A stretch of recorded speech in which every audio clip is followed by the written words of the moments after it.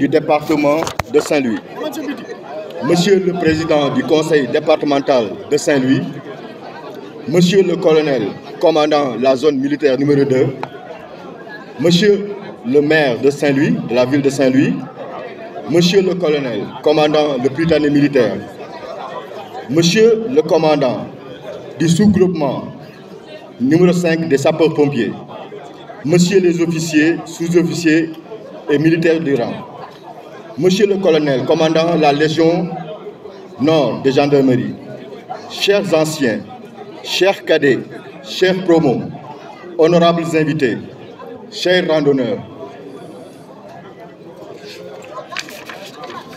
Bon, après la célébration mémorable du centenaire de notre école, 1923-2023, l'amicale des anciens enfants de troupe revient encore à Saint-Louis.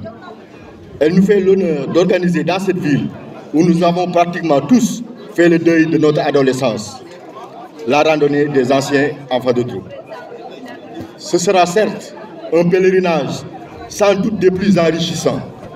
Nous pourrons nous rendre au cœur historique d'Indar, repasser dans les rues et ruelles de la ville, cité portuaire, mais nous irons surtout à Bango.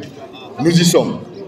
Et grande sera l'émotion, car chaque site, chaque coin ou et recoin nous renverra à un pan de notre enfance.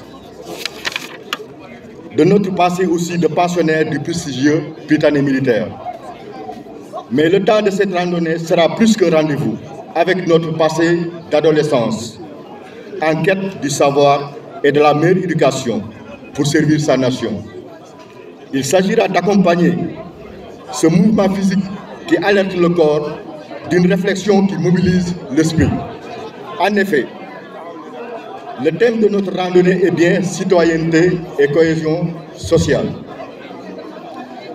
La vie hors du cadre social étant impossible, l'homme se trouve confronté à cette incontournable équation. Comment vivre avec les autres sans perdre sa liberté?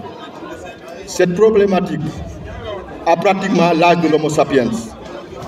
Les philosophes, les sociologues et anthropologues ont toujours réfléchi sur les mécanismes mis en œuvre dans la société pour assurer les conditions optimales du vivre ensemble.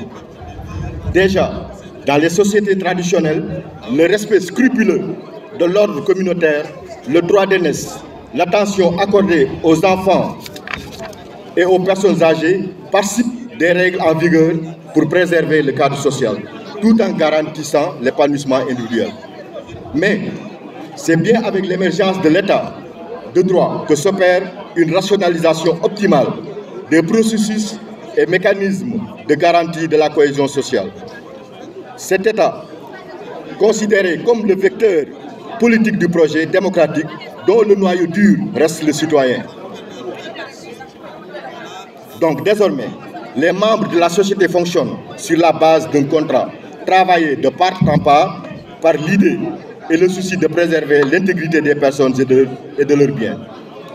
Cet état de droit garantit d'autant l'égalité de tous et de chacun qu'il promeut l'école républicaine, censée faire accéder à tous les citoyens, indépendamment de leurs origines sociales et de leurs sensibilités religieuses et politiques, aux connaissances et à la formation technique. Ainsi, la préservation aussi de la dignité humaine par le travail.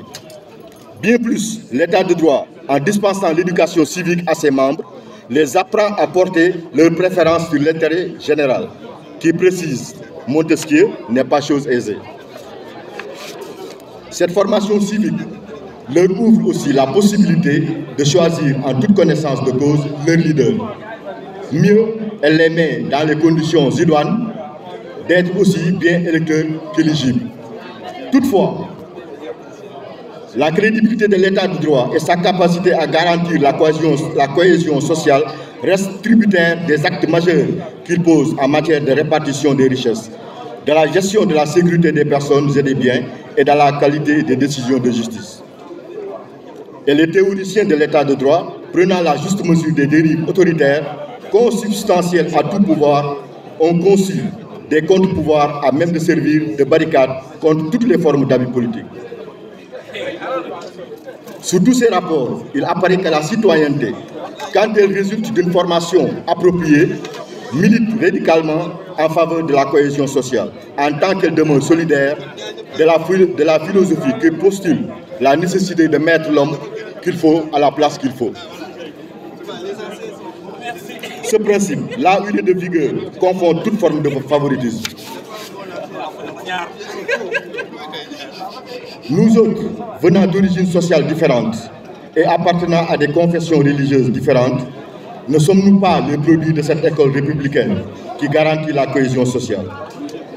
Et cette randonnée pédestre, outre ses dimensions sportives et ludiques, ne constitue-t-elle pas une belle opportunité pour nous renvoyer à nos parcours, en réalisant davantage ce que nous devons certes à nos parents, mais aussi à la République? Cette éducation de nos parents et de nos maîtres nous aura permis pendant 7 ans de faire triompher le principe du vivre ensemble, non seulement entre nous Sénégalais, mais aussi avec des camarades venus d'autres cieux, d'Afrique et voire d'Europe.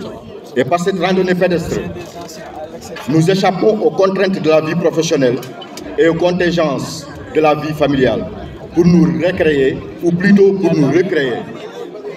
Aussi, pour un laps de temps, allons-nous partager de la façon la plus informelle, mais combien enrichissante, quelques expériences, quelques pans de vie et surtout quelques-unes de nos espérances. C'est pourquoi nous ne pouvons que, à nouveau, vous remercier du choix porté sur notre ville, plus que tricentenaire, pour ces retrouvailles de la grande famille des anciens enfants de tout. Soyez les bienvenus. Merci de votre attention.